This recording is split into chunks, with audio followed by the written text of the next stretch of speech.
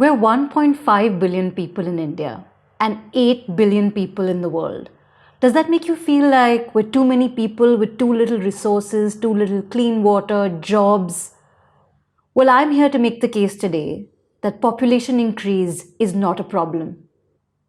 It's population decline and the hopelessness of today that we should really be worried about.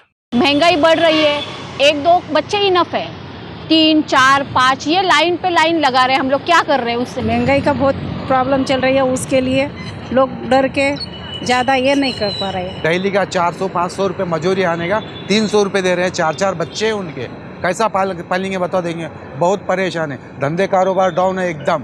तो लोग जैसे बोल रहे हैं कि ज़्यादा बच्चे पैदा मत करो, रिप्रोड्यूस मत करो वगैरह, पॉपुलेशन ज़्यादा बढ़ रही है, बट ये भी नहीं सोचते कि यही पर्पस है कि रिप्रोड्यूस करें और अपनी स्पीशीज़ को आगे बढ़ाएं। बट ऐसा भी नहीं कि ज़्यादा ही करते जाए क्योंकि रिसोर्सेज भी कम है हम लोग के लिए। There is no increment in salaries and living every cost is increasing only day by day. It's better we have to lower our population. The world population will decline in the 2064 to 2100 period. And if you're thinking, no way that's happening, I don't care, that's not in my lifetime, we're too many people anyway, I'd say give me a minute. First, let's establish that birth rate is dropping. Take a look at these numbers. Convinced? Now, to understand why this is happening, let's understand TFR or total fertility rate. Basic definition, the number of children an average woman has in her lifetime. Typical family unit, 1 man, 1 woman. Woman gives birth to 2 children. TFR is equal to 2. That brings us to the next concept, replacement rate. Hum do, hamare do. That's broadly what keeps the population stable. But technically, if there's net migration of 0, and mortality rates remain unchanged, the world actually needs a 2.1 TFR to remain stable. What's the world's TFR right now? It's 2.3. So it's a little more than the 2.1 that we actually require.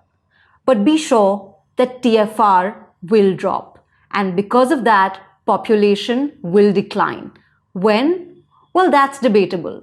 The Lancet study says population decline will begin in 2064. The UN projections say population decline will begin in 2100. And if you go by the empty planet, it'll start even sooner at 2050. And why is TFR reducing in the first place?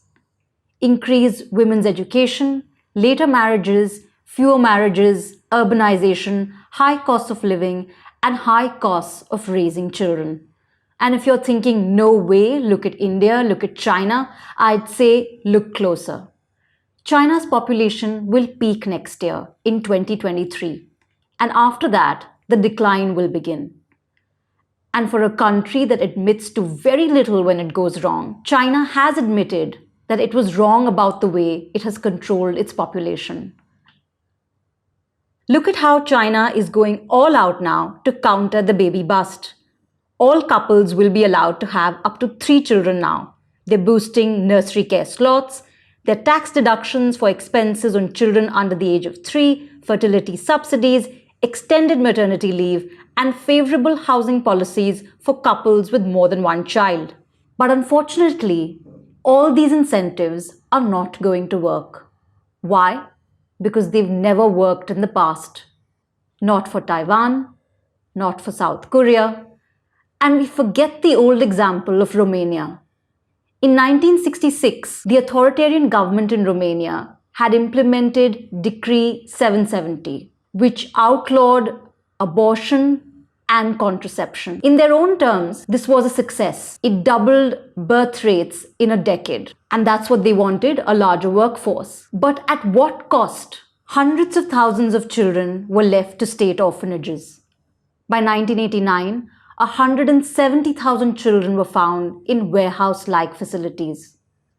Between 1966 and 1989, there were 15 to 20,000 unnecessary deaths of children in children's homes. The emaciated images that came out of this period shocked the world. So in conclusion, nothing works.